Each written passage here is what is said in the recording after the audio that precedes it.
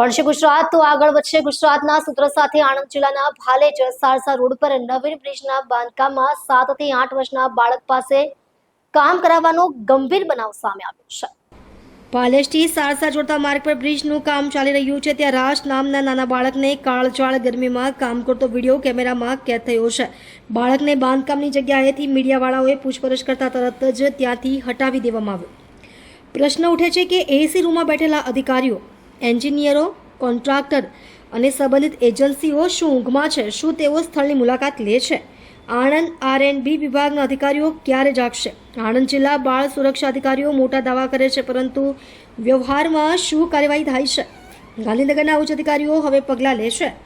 હવે આવનારો સમય જ બતાવશે કે આ કેસમાં કાર્યવાહી થાય છે કે પછી ફરીથી માત્ર વાતો જ થાય છે।